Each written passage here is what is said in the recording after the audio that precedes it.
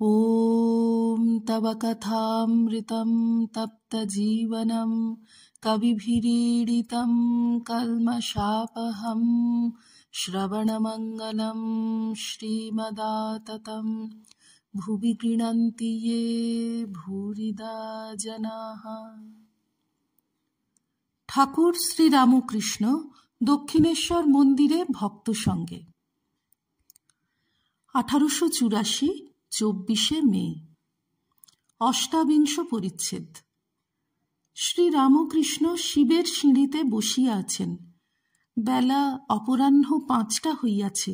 কাছে অধর, doctor Nitai, master প্রভৃতি দু একটি ভক্ত বসিয়া আছেন।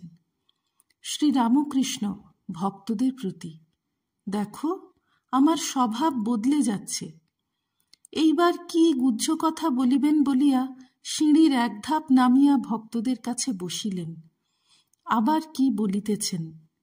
ভক্ত তোমরা, তোমাদের বলতে কি, আজকাল ঈশ্বরের চিন্ময় রূপ দর্শন হয় না। এখন সাকার নররূপ এইটে বলে দিচ্ছে।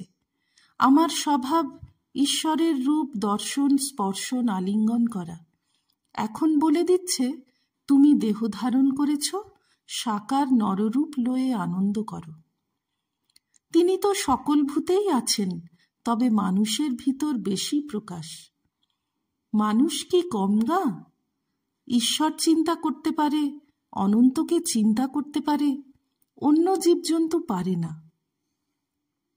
অন্য জীবজন্তুর ভিতরে, গাছপালার ভিতরে, আবার সর্বভূতে তিনি আছেন, কিন্তু মানুষে বেশি প্রকাশ।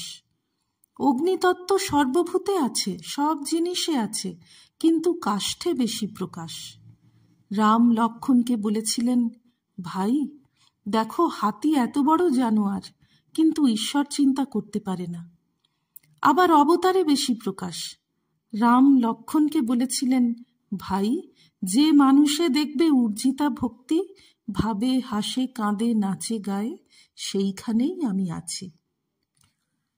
ঠাকুর চুপ করিয়া আছেন। কিয়ৎক্ষণ পরে আবার কথা কহিতেছেন। শ্রীরামকৃষ্ণ, আচ্ছা, কেশব সেন খুব আসত, এখানে এসে অনেক বদলে গেল। ইদানিং খুব লোক হয়েছিল। এখানে অনেকবার এসেছিল দলবল নিয়ে, আবার একলা একলা আসবার ইচ্ছা ছিল। কেশবের আগে তেমন সাধুসঙ্গ হয় নাই। কলুটোলার বাড়িতে দেখা হলো, হৃদের সঙ্গে ছিল। কেশব সেন যে ঘরে ছিল সেই ঘরে আমাদের বসালে। টেবিলে কি লিখছিল, অনেকক্ষণ পরে কলম ছেড়ে কেদারা থেকে নেমে বসল। তা আমাদের নমস্কার করা নাই।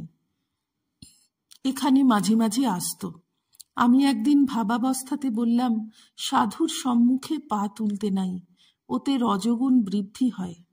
তারা এলেই আমি নমস্কার করতুম, তখন ওরা ক্রমে ভূমিষ্ঠ হয়ে নমস্কার করতে শিখলে।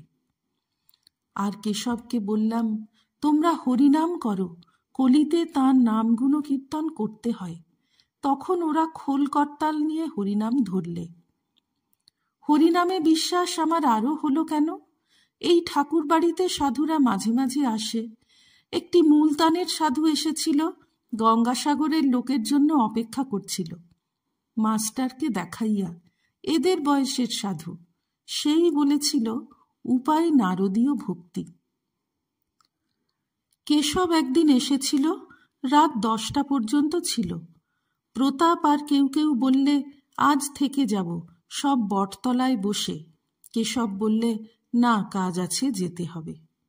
তখন আমি হেসে বললাম, আঁশচুপড়ির গন্ধ না হলে কি ঘুম হবে না? একজন মেছুনি মালির বাড়িতে অতিথি হয়েছিল, মাছ বিক্রি করে আসছে, চুপড়ি হাতে আছে। তাকে ফুলের ঘরে শুতে দেওয়া হলো। অনেক রাত পর্যন্ত ফুলের গন্ধে ঘুম হচ্ছে না। বাড়ির গিন্নি সেই অবস্থা দেখে বললে, কি গো, তুই ছটফট করছিস কেন? সে বললে, কে জানে বাবু, বুঝি এই ফুলের গন্ধে ঘুম হচ্ছে না, আমার আঁশচুপড়িটা আনিয়ে দিতে পারো, তাহলে বোধহয় ঘুম হতে পারে। শেষে আঁশচুপড়ি আনাতে জল ছিটে দিয়ে নাকের কাছে রেখে ভোঁস ভোঁস করে ঘুমোতে লাগল। গল্প শুনে কেশবের দলের লোকেরা হো হো করে হাসতে লাগল। কেশব সন্ধ্যার পর ঘাটে উপাসনা করলে। উপাসনার পর আমি কেশবকে বললুম, দেখো, ভগবানই একরূপে ভাগবত হয়েছেন, তাই বেদ, পুরাণ, তন্ত্র এসব পূজা করতে হয়। আবার একরূপে তিনি ভক্ত হয়েছেন, ভক্তের হৃদয় তাঁর বৈঠকখানা। বৈঠকখানায় গেলে যেমন বাবুকে অনায়াসে দেখা যায়, তাই ভক্তের পূজাতে ভগবানের পূজা হয়। কেশব আর তার দলের লোকগুলি এই কথাগুলি খুব মন দিয়ে শুনলে। পূর্ণিমা, চারিদিকে চাঁদের আলোক, গঙ্গাকূলে সিঁড়ির চাতালে সকলে বসে আছে। আমি বললাম, সকলে বলো, ভাগবত ভক্ত ভগবান। তখন সকলে এক সুরে বললে, ভাগবত ভক্ত ভগবান। আবার বললাম, বলো, ব্রহ্মই শক্তি, শক্তিই ব্রহ্ম। তারা আবার এক সুরে বললে, ব্রহ্মই শক্তি, শক্তিই ব্রহ্ম। তাদের বললাম, যাকে তোমরা ব্রহ্ম বলো তাকেই আমি মা বলি। মা বড় মধুর নাম। যখন আবার তাদের বললাম, আবার বলো, গুরু, কৃষ্ণ, বৈষ্ণব, তখন কেশব বললে, মহাশয়, অত দূর নয়, তাহলে সকলে আমাদের গোঁড়া বৈষ্ণব মনে করবে। কেশবকে মাঝে মাঝে বলতাম, তোমরা যাকে ব্রহ্ম বলো তাকেই আমি শক্তি, আদ্যাশক্তি বলি। যখন বাক্য মনের অতীত, নির্গুণ, নিষ্ক্রিয়, তখন বেদে তাকে ব্রহ্ম বলেছে। যখন দেখি যে তিনি সৃষ্টি, স্থিতি, প্রলয় করছেন, তখন তাকে শক্তি, আদ্যাশক্তি এইসব বলি। কেশবকে বললাম, সংসারে হওয়া বড় কঠিন। যে ঘরে আচার আর তেঁতুল আর জলের জ্বালা, সেই ঘরেই বিকারী রোগী কেমন করে ভালো হয়? তাই মাঝে মাঝে সাধন ভজন করবার জন্য নির্জনে চলে যেতে হয়। গুঁড়ি মোটা হলে হাতি বেঁধে দেওয়া যায়, কিন্তু চারা গাছ ছাগল গরুতে খেয়ে ফেলে। তাই কেশব লেকচারে বললে, তোমরা পাকা হয়ে সংসারে থাকো। ভক্তদের প্রতি, দেখো, কেশব এত পণ্ডিত, ইংরাজিতে লেকচার দিত, কত লোকে তাকে মানত, স্বয়ং কুইন ভিক্টোরিয়া তার সঙ্গে বসে কথা কয়েছে। সে কিন্তু এখানে যখন আসত, শুধু গায়ে, সাধু দর্শন করতে হলে হাতে কিছু আনতে হয়, তাই ফল হাতে করে আসত, একেবারে অভিমান শূন্য। অধরের প্রতি, দেখো, তুমি এত বিদ্বান, আবার ডেপুটি, তবু তুমি খাঁদি ফাঁদির বশ। এগিয়ে পড়ো, চন্দন কাঠের পরেও আরও ভালো ভালো জিনিস আছে, রূপার খনি, তারপর সোনার খনি, তারপর হীরা মানিক। কাঠুরে বনে কাঠ কাটছিল, তাই ব্রহ্মচারী তাকে বললে, এগিয়ে পড়ো।